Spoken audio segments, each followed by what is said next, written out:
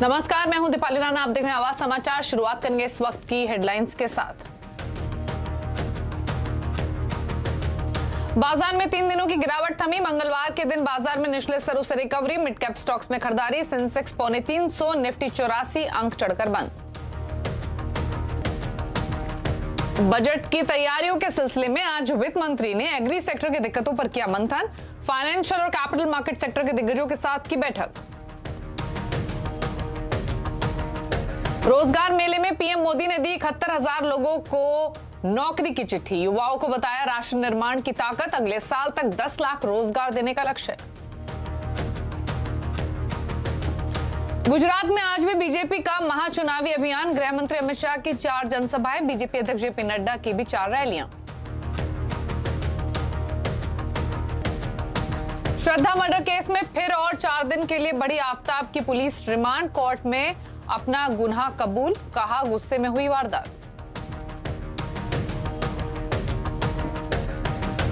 और आज football world cup में हो रहे हैं 4 मुकाबले। अमेरिका और वेल्स का मुकाबला 1-1 की बराबरी पर खत्म। अर्जेंटीना और सऊदी अरब के बीच मुकाबला जारी।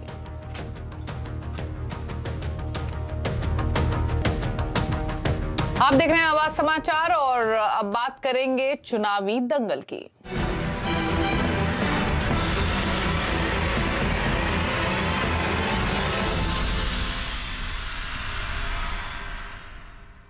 और गुजरात विधानसभा चुनाव में हर बीतते दिन के साथ प्रचार गरमा रहा है। आज बीजेपी ने दूसरे चरण की सभी 93 सीट पर अपने बड़े बड़े नेताओं की जनसभा का आयोजन किया। इसमें अमित शाह, जेपी नड्डा, देवेंद्र फडणवीस, मनोज तिवारी, रवि किशन जैसे स्टार प्रचारक शामिल है। वहीं आम आदमी पार्टी के तरफ से भगवंत मान और अरविंद केजरीवाल प्रचार के मैदान में होंगे और कांग्रेस की तरफ से आज पवन खेड़ा और कन्हैया कुमार जैसे नेता रैलियां करेंगे।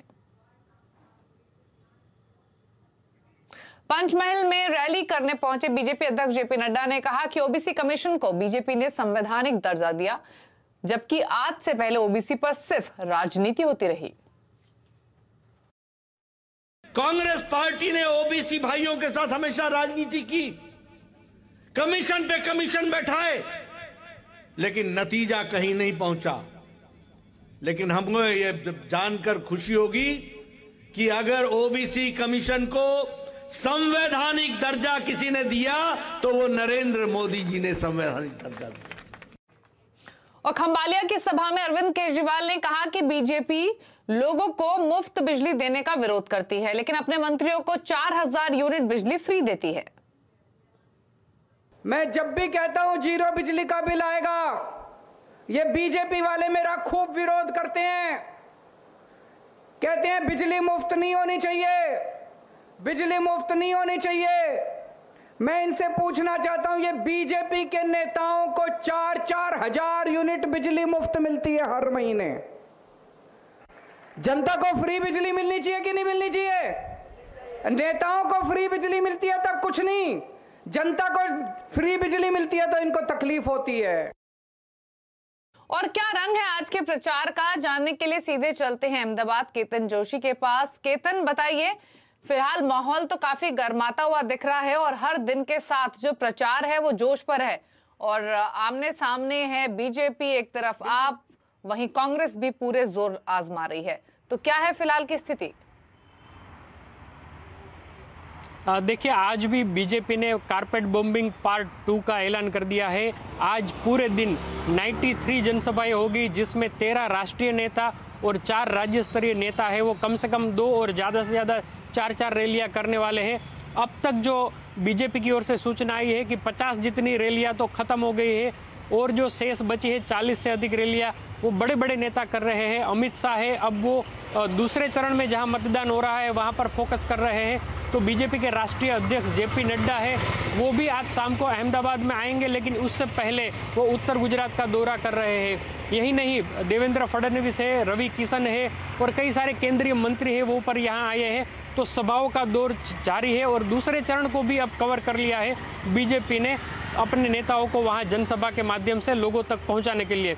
रही बात आम आदमी पार्टी की, तो केजरीवाल लगातार गुजरात में डेरा किए हुए हैं और अभी उनका रोड शो जो हम देख रहे थे वो खंभाड़िया में था। उसके बाद उनकी एक बहुत बड़ी रैली होगी सूरत में उनके जो राज्य के जो अध्यक्ष है गोपाल इटालिया वो लिंबायत से चुनाव लड़ रहे हैं, तो वहाँ से उनकी एक बहुत बड़ी रैली का आयोजन हो रहा है। अगर हम कांग्रेस की बात करें तो पवन खेरा है, वो भी कुछ जगह पर लोगों से मिल रहे हैं, पत्रकार परिषद कर रहे हैं या तो सभाएं कर रहे हैं। और कल से लघुमती विस्तार में कन्हैया कुमार जो कि कांग्रेस के एक नेता है वो भी घूम रहे हैं। तो हम कह सकते हैं कि बीजेपी ने है वो फुल फ्लेज प्रचार शुरू कर दिया है, तो उसके पीछे पीछे आम आदमी पार्टी और कांग्रेस भी अपने नेताओं को उतार रही है। और आज रात 9 बजे तक आखिरी रैलियां होगी, चाहे वो सूरत हो, दक्षिण गुजरात का कोई भी इलाका हो या उत्तर गुजरात का।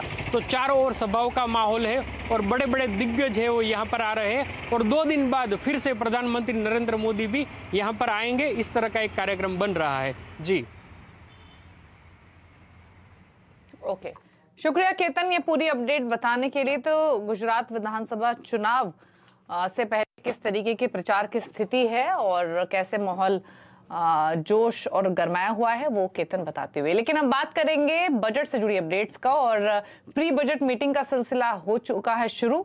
बजट में क्या होना चाहिए से लेकर आज वित्त मंत्री निर्मला सीतारमण कैपिटल मार्केट और फाइनेंशियल मार्केट्स के प्रतिनिधियों के साथ बैठक की। और इस बैठक में क्या कुछ खास डिटेल्स निकल कर आई हैं वो लक्ष्मण रॉय हमारे साथ मौजूद है बताने के लिए।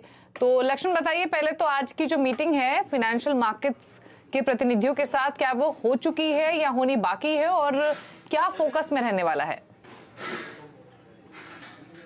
देखिए, जो फाइनेंशियल मार्केट और ख़ासतौर से बैंकिंग सेक्टर के लोगों के साथ, कैपिटल मार्केट के लोगों के साथ जो बैठक होनी है वो दरअसल बैठक चल रही है। 3 बजे से करीब ये बैठक शुरू हुई थी वीडियो कॉन्फ्रेंसिंग के जरिए और ये बैठक अगले आधे घंटे तक चलने की संभावना है। और ख़ास बात है कि इस बैठक में फाइनेंशियल सेक्टर के जितने भी दिग्गज हैं, चाहे बैंकिंग सेक्टर के हों या फिर NBFC हों, उनके प्रतिनिधि यहाँ पर आए हुए हैं। और साथ ही साथ यहाँ पर जो कैपिटल मार्केट के पार्टिसिपेंट हैं, म्यूचुअल फंड के हों, ये लोग भी इस बैठक में हिस्सा ले रहे हैं। और मुख्य मुद्दा है कि बजट में आखिर क्या होना चाहिए। इस लिहाज से बैठक महत्वपूर्ण इस वजह से है क्योंकि बजट से पहले लगातार दबाव या फिर कहें चर्चा इस बात की शुरू हो गई है कि सरकार को long term capital gains tax में बदलाव करना चाहिए, उसके टेन्योर में बदलाव करना चाहिए। तो ये बात हो सकता है कि यहाँ पर जोर शोर से इस बैठक में उठे। दूसरी चीज कि बैंकिंग सेक्टर में किस तरह से निजीकरण को बढ़ावा दिया जाए, बैंकिंग सेक्टर आम लोगों तक पहुंच कैसे बने, क्रेडिट ग्रोथ कैसे बढ़ाया जाए, ये एक मुद्दा है जो इस बैठक में उठनी है। इससे पहले जो सुबह पहली पाली की बैठक हुई उसमें एग्रीकल्चर सेक्टर के लोग थे और एग्रो प्रोसेसिंग यूनिट्स के जो लोग थे उन्होंने इस बैठक में हिस्सा लिया और एग्रीकल्चर से ग्रोथ पर, एग्रीकल्चर में निवेश बढ़ाने पर फोकस किया। कई लोगों ने तो यहाँ तक सुझाव दिए कि जो एग्रो या प्रोसेस्ड फूड होता है उस पर जब हम टैक्स लगाते हैं तो वो टैक्स उसके न्यूट्रिशन के आधार पर लगाया जाए। इस तरह कई महत्वपूर्ण सुझाव निकल कर आए। लेकिन अभी जो बैठक चल रही है फाइनेंशियल सेक्टर और कैपिटल मार्केट के प्रतिनिधियों के साथ, ये बैठक काफी अहम साबित होने वाली है क्योंकि इसकी झलक क्या बजट में दिखेगी इसका हर किसी को इंतजार रहेगा। बिल्कुल, तो मीटिंग अभी जारी है वित्त मंत्री की फाइनेंशियल मार्केट की प्रतिनिधियों के साथ और कई सारे मुद्दे जिन पर फोकस रह सकता है। शुक्रिया लक्ष्मण आपका ये डिटेल्स बताने के लिए। लेकिन आगे बढ़ते हुए इक्विटी मार्केट का अपडेट भी आपके सामने लेकर आते हैं। 3 दिनों की गिरावट के बाद बाजार में आज रिकवरी लोअर लेवल से थोड़ी सी आती हुई दिखी। सेंसेक्स 350 अंक चढ़कर 61,419 पर बंद हुआ। निफ्टी 84 अंक चढ़कर 18,244 पर बंद हुआ। मिड कैप स्टॉक्स में खरीदारी थी। मार्केट का पूरा हाल समझाने के लिए सुमित मेहरोत्रा हैं। तो सुमित, पहले तो बताइए आज की हाइलाइट्स क्या रही, आज की बड़ी बातें? देखिए, आज जो लगातार प्रेशर मार्केट्स फील कर रहा था वो कुछ हद तक ईज आउट होता हुआ दिखाई पड़ा और मार्केट में खरीदारी रही। आज लगातार 3 दिनों की जो गिरावट थी उसके बाद कुछ मूव इंडेक्स के अंदर ज़रूर बना। मिड कैप में बाइंग थी, स्मॉल कैप आज थोड़ा बैकफुट पे आया। लेकिन बैंक्स आज लोअर लेवल से अच्छा मूव दिखा रहे थे। इंश्योरेंस कंपनीज में लोअर लेवल से कुछ मूव आता हुआ दिखाई पड़ रहा था। Selective PSU banks, in fact PSU bank तो 1.5% के आसपास की तेजी दिखा रहा था। मेटल, IT के सिलेक्टिव स्टॉक्स जहां पर खरीदारी थी। लेकिन आज FMCG और बाकी ऑटो स्पेस जो है वो हल्के फुल्के मूव्स वहां पर आते हुए दिखाई पड़ रहे थे। ओवरऑल आज प्रेशर था रियल एस्टेट स्पेस के अंदर, नए IPOs के अंदर, एनर्जी स्पेस के अंदर, जहां पर कुछ हद तक दबाव बनता हुआ दिखाई पड़ा। और अगर स्टॉक और सेक्टर स्पेसिफिक देखें तो कहां रहे मूव्स आज? देखिए स्टॉक स्पेसिफिक आज निफ्टी के टॉप गेनर्स में रहा इंडसइंड बैंक का नाम, जहां पर खरीदारी बनते हुए दिखाई पड़ी बैंक्स में से। इसके अलावा NTPC, JSW steel, HDFC life, कुछ ऐसे नाम जहां पर 1.5 से लेकर 2.5% तक का मूव आज के सत्र के अंदर आता हुआ दिखाई पड़ा। गिरने वाले शेयरों में बीपीसीएल करीब 1.25% नीचे, नेस्ले 1%, भारतीय एयरटेल 0.5%, पावर ग्रिड करीब 0.5% के आसपास का मूव यहां आता हुआ दिखाई पड़ा। मिड कैप गेनर्स में आज लीड कर रहा था Varun beverages, bank of India 4.5% ऊपर, श्रीराम ट्रांसपोर्ट और बीएचईएल जहां पर एक अच्छा मूव लो लेवल से बनता हुआ दिखाई पड़ा। गिरने वाले शेयरों में नए आईपीओस, खासतौर से पीबी फिनटेक 2.5% नीचे, डिलीवरी 3% नीचे, आईएक्स 2.5% नीचे और साथ साथ जेएसडब्ल्यू एनर्जी रफली 2% के आसपास का फॉल यहां आता हुआ दिखाई पड़ा। एफ&ओ गेनर्स में श्रीराम ट्रांसपोर्ट 3.5% ऊपर, बैंक ऑफ बड़ौदा 3% ऊपर, बीएचईएल और इंडसइंड बैंक 2.5 से लेकर 3% तक का गेन यहां आता हुआ दिखाई पड़ा। प्रॉफिट टेकिंग थी आज महानगर गैस में, आईएक्स में, इंटेलेक्ट डिजाइन में और max financial and block deal का एक इंपैक्ट 1.5% के आसपास से फॉल ये भी बंद होता हुआ दिखाई पड़ा। आज बैंकिंग लीड कर रहा था, तो उसमें पीएसयू बैंक में UCO bank, bank of India, bank of Baroda, Indian bank करीब 2.5 से लेके 13% तक का एक बड़ा मूव यहां आता हुआ दिखाई पड़ा। और मेटल में से Ratnamani, APL Apollo, Hindustan Copper, Welspun Corp, ये कुछ ऐसे नाम जो कि 2.5 से लेकर 3% की तेजी के साथ आज कामकाज करते हुए दिखाई पड़ रहे थे। तो ओवरऑल आज बैंकिंग का बोलबाला रहा, लेकिन जो मोमेंटम लास्ट आवर में गैदर किया, देखते हैं वो कैरी फॉरवर्ड होता है कि नहीं। शुक्रिया आपका सुमित, ये डिटेल्स बताने के लिए। तो आज के मार्केट का पूरा हाल सुमित ने बताया। लेकिन आगे बढ़ेंगे कुछ और खबरों की तरफ। टेलीकॉम कंपनियों ने ओटीटी, व्हाट्सएप, टेलीग्राम को रेगुलेशन के दायरे में लाने की मांग की है। दूरसंचार विभाग के ड्राफ्ट कंसल्टेशन पेपर में कंपनियों ने सरकार से ओटीटी की परिभाषा बनाने की मांग रखी। इस पर सीओएआई के डीजी एसपी कोचर से बात की हमारे संवाददाता असीम मनचंदा ने। ओटीटी के संदर्भ में टेलीकॉम बिल में ओटीटी कम्युनिकेशन सर्विसेज का मेंशन हुआ है। हम ये कह रहे हैं कि उसको एम्बिगुअस मत छोड़िए, उसको बहुत क्लियरली डिफाइन करिए जिससे कि इंटरप्रिटेशनल प्रॉब्लम ना हो। और बाकी जो टेलीकॉम बिल में दिया है ओटीटी के बारे में, उससे सहमत है। तो क्या सर आप ये चाहते हैं कि जो ओटीटी प्लेटफॉर्म, जो ओटीटी कंपनियां हैं, वो आपको पे करें उसके लिए? वो भी हमने उसमें बोला है कि अगर हमारी इंफ्रास्ट्रक्चर यूज़ कर रहे हैं, हमारे नेटवर्क यूज़ कर रहे हैं, तो उसके लिए वो कंट्रीब्यूट करें, उसको अपकीप के लिए, उसको सेटअप करने के लिए, मेंटेन करने के लिए, रिफ़्रेश करने के लिए, क्योंकि उसके बगैर वो चल नहीं सकते और इनके बगैर हमारी आमदनी में कमी आएगी। इसलिए कंट्रीब्यूशन दोनों तरफ से होना चाहिए। हम तो कर ही रहे हैं, तो जो भी कोई नेटवर्क यूज़ करता है, सिर्फ ओटीटी क्यों कह रहे हैं, कोई भी हमारा नेटवर्क यूज़ करेगा उसको उसमें कंट्रीब्यूट करना चाहिए। तो सिर्फ ओटीटी कम्युनिकेशन या कोई भी ओटीटी प्लेटफॉर्म जो आपका सिर्फ नेटवर्क यूज़ कर रहा है उसको देना चाहिए? हमारा जो लिमिटेशन है वो कम्युनिकेशन सर्विसेज पर है और जो हमने सबमिशन किया है वो भी कम्युनिकेशन सर्विसेज पर लिमिटेड है। एक आखिरी सवाल, क्योंकि उपभोक्ता जो पे कर रहा है, ऑलरेडी आपको पे कर रहा है डाटा के लिए, तो क्या ओटीटी अगर आप उससे चार्ज करेंगे तो क्या उपभोक्ता के लिए आने वाले टाइम में ये सस्ता होगा डाटा के लिए यूज़ करना? वो तो बिजनेस प्लान्स पे डिपेंड करता है। उसमें तो कमर्शियल प्लान्स आएंगे, कितना सस्ता होगा नहीं होगा, बढ़ेगा कि नहीं बढ़ेगा, वो इस समय कहना मुश्किल है। और उसमें हमें कितना रेवेन्यू आएगा वो तो बैठेंगे जब टेबल पे, तब उसमें देखेंगे कितना रेवेन्यू आएगा, तब हर एक कंपनी उसको अपना बिजनेस प्लान में चेंज करेगी। लेकिन उपभोक्ता को डेफिनेटली फ़ायदा तो होगा, बिकॉज कंपटीशन आ जाएगा, तो फ़ायदा तो होगा। और जल्दी आपके केबल और डीटीएच का बिल कम हो सकता है। टेलीकॉम रेगुलेटर ट्राई ने चैनल बुके के सब्सक्रिप्शन पर 45% तक का डिस्काउंट की इजाजत दे दी है। डिटेल्स लेते हैं असीम मनचंदा से। तो असीम बताइए, क्या बदलाव हुए हैं नियमों में और क्या फर्क पड़ेगा इनसे? देखिए, जो टेलीकॉम रेगुलेटर ट्राई है उसने ब्रॉडकास्टिंग के नियम जो जारी किए थे, इसको लेकर के इंडस्ट्री ने काफी विरोध जो है वो किया था। उसके बाद टेलीकॉम रेगुलेटर ने इसको दोबारा से रिकंसीडर जो है वो किया है और नए नियम जो है नोटिफाई जो है वो कर दिए। सबसे पहले तो जो चैनल सब्सक्रिप्शन बनाने वाले चैनल है वो उपभोक्ता को अपने बुके के ऊपर 45% तक का डिस्काउंट जो दे पाएंगे। अभी 33% तक का डिस्काउंट जो है मिलता है, तो उपभोक्ता को ज्यादा डिस्काउंट यहाँ मिलेगा। दूसरा एक इंसेंटिव जो है करीबन 10 से 15% के जो अभी चैनल जो है सिर्फ अलकाटा पर दे सकते थे, वो चैनल अब बुके के ऊपर भी जो है दे सकेंगे। तो इसका फायदा भी सीधे सीधे उपभोक्ता को जो है पहुंचेगा। आने वाले दिनों में जो उपभोक्ता का बिल है केबल या डीटीएच का, वो कम हो सकता है। खासतौर पर ट्राई ने जो भी कंपनी है उनसे कहा कि आप 16 दिसंबर तक अपने जो प्लान्स है हमको सौंप दीजिए। उसके बाद ट्राई जो है 1 फरवरी 2023 से ये सब लागू हो जाएंगे। तो 1 फरवरी 2023 से जब ये लागू होंगे तो उपभोक्ता का बिल केबल का या डीटीएच का थोड़ा कम जो है हो सकता है। शुक्रिया आपका असीम, ये डिटेल बताने के लिए। तो टीवी देखना सस्ता हो सकता है, अगर आप बुके लेंगे तो आपको अच्छे डिस्काउंट्स मिल रहे हैं। खबरें आपको बताते हैं। श्रद्धा वॉकर मर्डर केस के आरोपी आफ्ताब अमीन पूनावाला ने दिल्ली के साकेत कोर्ट में हत्या की बात कबूल की है। आफ्ताब ने कहा कि हीट ऑफ द मोमेंट में उसने श्रद्धा का मर्डर किया है और आज केस की स्पेशल हियरिंग में आफ्ताब को वीडियो कॉन्फ्रेंसिंग के जरिए पेश किया गया। कोर्ट ने आफ्ताब की पुलिस कस्टडी और 4 दिन के लिए हिरासत और बढ़ा दी है। दीपक बिष्ट हमारे साथ मौजूद हैं और डिटेल्स के साथ। तो दीपक बताइए, आज कोर्ट की प्रोसीडिंग्स में क्या क्या हुआ?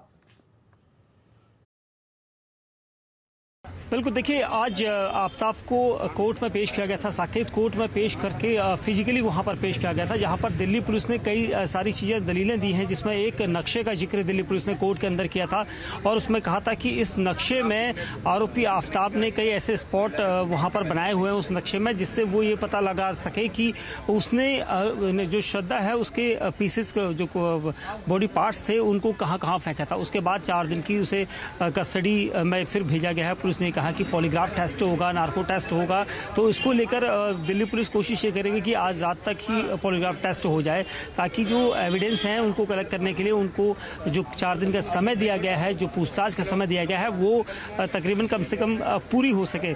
वहीं दूसरी तरफ जो एक दिल्ली हाईकोर्ट में याचिका लगाई गई थी कि इस पूरे मामले पर जो जांच है वो सीबीआई को दी जाए, लेकिन दिल्ली न्याय कोर्ट ने जो इस पूरे मामले में अपनी दलील दी है, कोर्ट ने कहा है कि इस पूरे मामले में जो याचिका लगाई है, याचिकाकर्ता का इस केस से कोई संबंध नहीं है, साथ ही ये महज एक पब्लिसिटी स्टंट है। इसको लेकर इस याचिका को खारिज किया जाता है। तो ये याचिका खारिज हो गई, यानी जो दिल्ली पुलिस ने अपनी दलील देखी, 80% जांच उनकी टीमें कर चुकी है। 200 से ज़्यादा पुलिसकर्मी इस पूरे केस में लगे हुए हैं और कोशिश पुलिस की यही है कि इस केस को वो पूरी तरह से खोले। और इसको लेकर कोर्ट के द्वारा ये कहा गया है कि इस केस को लेकर जो याचिका दाखिल की गई थी उसे खारिज किया जाता है। इस पूरे मामले में आज ये कहा जा रहा है कि इसके जो अहम जो किरदार है आफ्ताब, उसकी निशानदेही में कई ऐसी चीज़ें अभी जो बरामदगी कर रही है, उसको लेकर 4 दिन की कस्टडी है, साथ ही पॉलीग्राफ टेस्ट होगा जिसमें कई सवाल यहाँ पर पूछे जा सकते हैं और उसके बाद नार्को टेस्ट होगा। तो कुल मिला के जो आज की जो पूरी अपडेट कही जा सकती है, तो इस पूरे मामले में इन्वेस्टिगेशन चल रही है। पुलिस की टीमें अभी भी महरौली के कई जंगलों में जो वहाँ पर खाक छान रही है, कोशिश कर रही है कि उसके द्वारा जो फेंका गया एविडेंस है, जो सबूत हैं, वो हासिल कर सके। तो पुलिस यहाँ पर पूरी इन्वेस्टिगेशन कर रही है। शुक्रिया आपका दीपक, तमाम डिटेल्स बताने के लिए। तो कोर्ट में आज वो फिजिकली अपीयर हुए और उन्होंने बात कबूल की कि हीट ऑफ द मोमेंट में उन्होंने ये क्राइम किया। और आगे बढ़ेंगे और आज कंज्यूमर अड्डा में देखिए सबसे खतरनाक 5 किलर बैक्टीरिया की कहानी, जिनके चलते भारत में 1 साल में करीब 7 लाख मौतें हुई हैं। 5 किलर बैक्टीरिया क्या है, पूरी स्टोरी देखिए 5:57 पर। और तिहाड़ जेल में बंद दिल्ली सरकार के मंत्री सत्येंद्र जैन को लेकर आम आदमी पार्टी की मुश्किलें बढ़ती जा रही हैं। दरअसल सूत्रों के मुताबिक सत्येंद्र जैन को जेल में मसाज देने वाला व्यक्ति कोई फिजियोथेरेपिस्ट नहीं है। वो व्यक्ति रेप केस में आरोपी हैं और पॉक्सो एक्ट में जेल में बंद है। उसे 1 साल पहले गिरफ्तार किया गया था। जेल में मसाज का वीडियो सामने आने के बाद बीजेपी ने आप और अरविंद केजरीवाल पर सवाल उठाया था। केजरीवाल ने कहा था कि जैन की तबीयत खराब है और उन्हें फिजियोथेरेपी दी जा रही है, लेकिन अब बीजेपी ने आम आदमी पार्टी पर फिर से बड़ा हमला बोला है। बीजेपी ने आपको अराजक अपराध पार्टी बताया है और पूरे मामले में केजरीवाल से माफी की मांग की है। अरविंद केजरीवाल को तुरंत बिना विलंब किए 2 कार्य करने चाहिए। पहला, पूरे देश से माफी मांगे। ये जो मंत्री है सत्येंद्र जैन, इस मंत्री को 1 सेकंड भी मंत्री पद पर बने रहने का कोई हक नहीं है। और बीजेपी के आरोप पर आम आदमी पार्टी ने जवाब दिया। दिल्ली सरकार के मंत्री गोपाल राय ने कहा कि 4 दिसंबर को दिल्ली की जनता बीजेपी का ट्रीटमेंट कर देगी। चाहे सत्येंद्र जैन का मामला हो, चाहे मनीष सिसोदिया के ऊपर हो, चाहे इस डिपार्टमेंट का हो, चाहे उस डिपार्टमेंट का हो, चाहे जसमिन शाह का हो, चाहे ये स्टिंग ऑपरेशन हो, चाहे वो स्टिंग ऑपरेशन हो, भाजपा क्या रही है? भाजपा के पास कोई मुद्दा नहीं है। कह रही है हम अरविंद केजरीवाल को सबसे ज्यादा गालियां दे सकते हैं, बदनाम कर सकते हैं, इसलिए हमें वोट दो। मसला ये नहीं है कि ट्रीटमेंट सत्येंद्र जैन को मिल रहा है, मसला ये है कि 4 तारीख को भाजपा का दिल्ली में ट्रीटमेंट करने जा रही है दिल्ली की जनता। और चुनाव के मौसम में आम आदमी पार्टी की मुश्किलें बढ़ती जा रही हैं। एक के बाद एक सामने आ रहे मामले आपके खिलाफ जाते दिख रहे हैं।